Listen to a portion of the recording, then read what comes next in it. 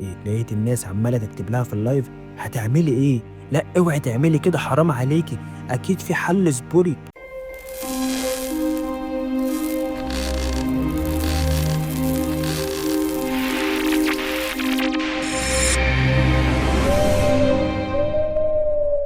ايه يا ملهمين عاملين ايه؟ وحشتوني اوي بجد. اتمنى ان انتوا تكونوا قدرتوا تكملوا ال3 قصص اللي فاتوا، ولو ما شفتهاش يا ملهم منك ليه انصحك انك تخش تشوفها وصدقني مش هتندم. وانا بشكر كل اخواتي بجد اللي بيدعموني واقفين في ظهري، بجد شكرا ليكم يا ملهمين. نسيت اقول لك ان القصه دي من احداث حقيقيه، ولو عندك قصه عايز تشاركها معايا فتقدر تتواصل معايا عن طريق السوشيال ميديا اللي موجوده في البايو بتاع القناه. فعشان ما اطولش عليك حط اللايك الرايق وكومنت منك يا ملهم منك ليه، وحضر قهوتك وطفي النور عشان انت الآن مع رعب الخميس، وبسم الله نبدأ.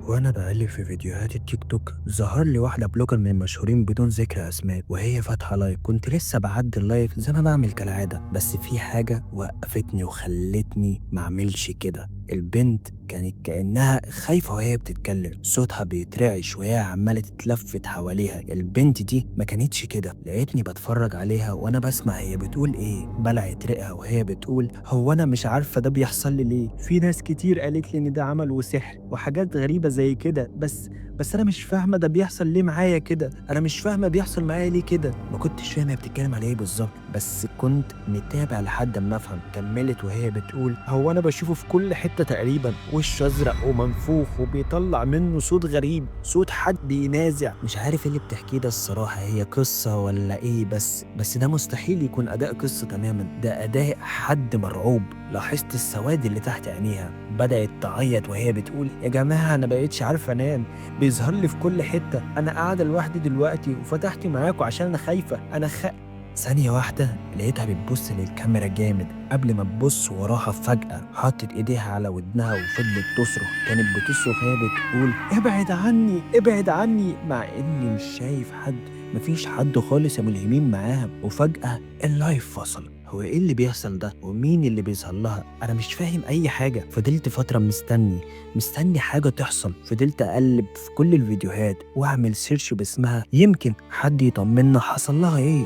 بس بدأت أشوف فيديوهات ليها من حوالي أسبوعين كده، الناس كانت واخداها من اللايفات بتاعتها وبتنزلها. وفعلا البنت بقى لها فترة بتطلع تحكي عن شخص غريب بيظهر لها بالمواصفات اللي هي قالتها في البداية، وكل فيديو قالتها كانت بتسوق عن اللي قبله. وأنا بقلب لقيتها فتحت لايف مرة تانية، وساعتها فتحته على طول، ما استنيتش لحظة علشان أول لما أدخله ألاقيها كانت قاعدة بتترعش ومنهارة، حطت إيديها على ودنها وقالت خلاص هعمل اللي انت قلتلي عليه. وبصت للكاميرا وقالت مفيش حل تاني، انا وصلت لأسوأ مرحلة في حياتي، مرحلة ما يقدرش يتحملها اي انسان في حياته، انا خلاص مش هقدر استحمل اكتر من كده. انا كنت سبب في عزاه، وهو هيكون السبب في نهايتي. سبب في عزاه ازاي؟ انا مش فاهم حاجة. وهي كملت وهي بتقول حاولت اعمل كل حاجة، بس انا حياتي خلاص بقت جحيم، ما بقتش عايشة، علشان كده مش فارقة بقى. وانا قاعد مش فاهم قصدها ايه باللي هي بتقوله ده. بس لقيتها وقفت في مكانها، دخلت عند الأوضة تقريبا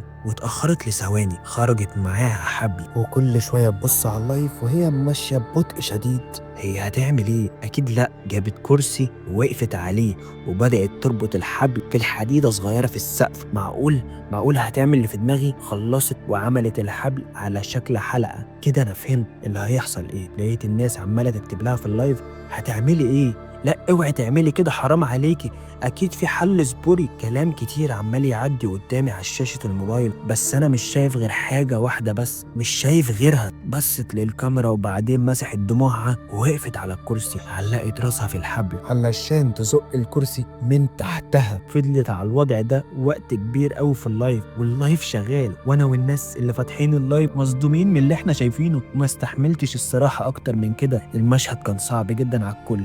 رحت قافل الموبايل وحطه بعيد عني. انا مش مصدق ان ده اللي حصل قدامي دلوقتي، حصل فعلا بجد. ليه عملت كده؟ الدرجات دي الموضوع كان مؤذي بالنسبه لها. بس هو ايه اللي اصلا اللي حصل؟ مين الشخص اللي بتشوفه؟ عباره عن ايه؟ ولا يمكن كان عندها مشكله نفسيه ولا حاجه؟ مش عارف الموضوع طبعا بالظبط، بس بقى حديث الساعه على مواقع التواصل الاجتماعي. بس الغريب في الموضوع انها ما كانتش اخر واحده تعمل كده في نفسها. ايوه، الموضوع حصل مع اكتر من شخص بيقولوا انهم بيشوفوا شخص وشه منفوخ وازرق وعينه بالدم، صوته كان بينازع وصوته كان مرعب حرفيا. كلهم بيقولوا نفس المواصفات دي. قبل ما ينتهي بيهم الموضوع بانهم بيفتحوا لايف ويعملوا زي اللي البنت عملته بالظبط. والغريب انهم كلهم يا تيك توكر يا بلوجرز مشهورين. هو ايه اللي بيحصل؟ انا مش فاهم حاجه لحد دلوقتي بجد. انا مش فاهم ايه اللي بيحصل حواليا، وانا بقيت قلقان بطريقه غريبه قوي. لحد ما كنت بقلب في فيديوهات التيك توك ظهر لي لايف لتيك توكر برضه، بس اقل شهره من الناس اللي حصل ليهم الكلام ده. هو وشه مجهد، تحت عينه اسود مش بينام، وكان بيعيط وهو بيقول انا كنت حاسس ان الدور جاي عليا. انا عارف اصلي ما عملتش فيديوهات كتير زيهم عشان انساه، عدد فيديوهاتي محدود. مش عارف بيعمل ده ازاي، بس انا حياتي بقت مش حياتي بقت عباره عن فيلم رعب. وش ازرق ومرعب، شكله مرعب قوي. هو بيعمل ده ازاي وهو اصلا ميت؟ انا عارف انه انت يا عاصم، انا عارف انه انت يا عاصم مين؟ انا مش فاهم اي حاجه. سالت السؤال ده قبل ما الاقي الشخص ده جاب حبل وعمل زي الباقيين، وبعدين لقيت جمله ظهرت بعدها في السيرش، جمله طالعه ترند كان مكتوب انت حر عاصم. دوست على الجمله دي بس ما لقيتش حاجه، كل الناس بتتكلم عن واقع حصل. بس لقيت ناس كاتبه في الكومنتات عندي على الاكونت. دخلت عند واحد والتاني لحد ما لقيت الفيديو فعلا اللي اول ما ظهر لي قدام عيني اتصدمت لاني كنت فاكر ان الشاب ده كويس. الشاب ده طلع ترند بالفتره، ما كانش ليه علاقه بحد ولا بيقرب جنب حد، ما كانش بيعمل اي حاجه وخلاص عشان يطلع ترند. الشاب ده عنده طفره جينيه مخليه ملامحه ووشه مختلف عننا شويه، والكلام كان تقيل شويه على لسانه، وكان بيقدم محتوى للناس المختلفه ازاي يحبوا نفسهم وما يتاثروش بكلام الناس. وكلام كان عقلاني جدا فعلا، وهو كان شاطر جدا في ده. بس للاسف الناس ما سابتهوش في حاله، بدأوا حملات سخريه من طريقه كلامه وملامحه. بس هو كان دايما بيرد على الكلام ده بأدب واحترام، واللي كان بيجي برد فعل عكسي لانهم ما حسوش انهم اذوه بالطريقه الكافيه. وللاسف انا كنت من ضمن الناس اللي عملت على الساوندات اللي كانت بتطلع عليه ترند وكده. انا متاسف جدا على اللي انا بقوله ده، بس انا كنت باخدها عن طريق الهزار، وما كنتش افتكر ان انا ممكن اكون سبب في اذى شخص زي ده. هو ما كانش حابب ان يطلع عليه ترند زي كده، لكن في ناس بتحب يطلع عليه ترندات زي كده ويكونوا مبسوطين بيه لانه على سبيل الهزار والضحك. وده اللي انا كنت فاكره، زي ترندات عمر فرج اخويا الجميل، والترند اللي هو عامله زي حبيبي يا قلبي. بس ده لمجرد الهزار والضحك وهو عارف ده. لكن عاصم ما كانش كده، لا ده كان تنمر عليه، لدرجة ان الشاب ده بقى يتعرض للتنمر في كل مكان، في كليته، في الشارع، حتى اهله ما سلموش من اذى الناس. افتكرت كل الكلام ده وانا بفتح الفيديو اللي كان قاعد فيه وهو بيعيط بس بيحاول يتماسك فيه وهو بيقول ولسانه تقيل كطبيعته. ممكن تقولوا لي بتستفادوا ايه؟ لما بتسببوا اذى نفسي لاي حد لاي سبب بقى مختلف عنكم، اقل ذكاء منكم، اي حاجه قدراته العقليه مش زيكم، بتستفادوا ايه؟ هل ده بيديكم احساس افضل؟ هل بتعيشوا على شعور الاذى ده؟ يمكن مش عارفين ابعاد شيء زي ده ممكن يعمل ايه، بس هو كفيل يدمر حياه شخص حرفيا. حتى لو انتم مش شايفين ده، في الكلمه اللي انت بترميها على غيرك وانت مش عامل حسابها قادره تحسسه بألم كفيل يعيش معاه العمر كله. انا طالع النهارده عشان اقول لكم تأثير الكلام ده ممكن يبقى عامل ازاي، عشان لو فعلا مش مقدرين ده كويس. وقف ساعتها يا ملهمين وجاب حبل علقه في السقف، وزي ما عملوا بالظبط. مستحيل المشكلة ان محدش جاب سيرة الموضوع ده تماما، ما خدش الشهرة المتوقعة لحاجة زي دي.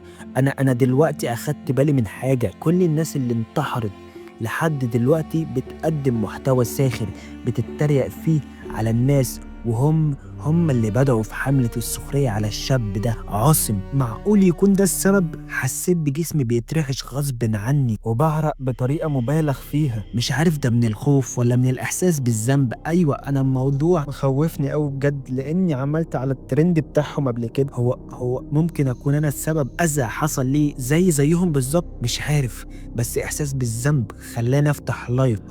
أنا عندي عدد فولور مش قليل برضو. بدأت أتكلم وأنا بقول ساعات الواحد مش بيبقى مدرك اللي هو بيعمله، بيقلد تقليد أعمى وهو مش عارف تأثيره ده على غيره ممكن يبقى عامل إزاي. مش سبب رئيسي بس سبب زي باقي الأسباب. أنا طالع دلوقتي عشان سمعت صوت غريب، صوت ورايا، صوت حد بينازع ومرعب. بصيت في الكاميرا لقيت حد واقف ورايا، وشه أزرق ومنفوخ مرعب لا يمت البني آدمين بصلة. جسمي كان بيترعش وخايف قوي، بس لقيتني بكمل طالع عشان اعتذر قدام الناس دي كلها لعاصم ولا اي بني ادم عامه يستاهل ان انا وغيري يأذيه نفسيا ويوصله الحاله اللي هو وصل لها عاصم وخلاه يتخلى عن حياته. المشكله ان احنا بنشوف الموضوع من بره، بنضحك ونقضي يومين وخلاص، لكن في 100 واحد زي عاصم حياتهم بتتدمر بسبب كلمه او فيديو ملهوش لازمه. بذكر نفسي وبذكركم اننا نخلي بالنا من كلامنا. كان واقف ورايا وصوته مرعب بجد.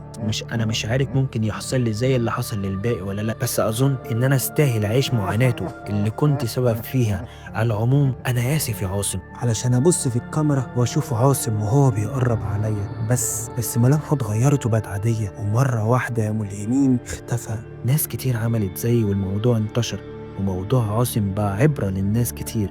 وفعلا حوادث الانتحار الغريبه دي وقفت. مش عارف احنا كنا سبب في انها تقف ولا لا، بس المهم انها وقفت، وان الناس عرفت تأثير كلمة او غيرها على اي حد بتبقى عاملة ازاي وممكن تودي لايه. بس للأسف الناس بتنسى بسرعة. كان في فود بلوجر بتقدم محتوى على الاكل زي ما بنشوفه دايما، بس كان جسمها مليان جامد وبتاكل بطريقة غريبة شوية، والناس برضه ما سابتهاش في حالها لحد ما طلعت لايف وفضلت تاكل قدام الناس بالعند وهي بتعيط لحد ما جالها أزمة قلبية وماتت على اللايف. شفت خبر من شوية على الفيس كان مكتوب لعبة أو جنون الأكل حتى الموت، وهو الترند الأكثر تداولا على تطبيق تيك توك. فتفتكر إن دي نهاية أشخاص ثاني كتير، ولا المهزلة دي هتقف في يوم من الأيام؟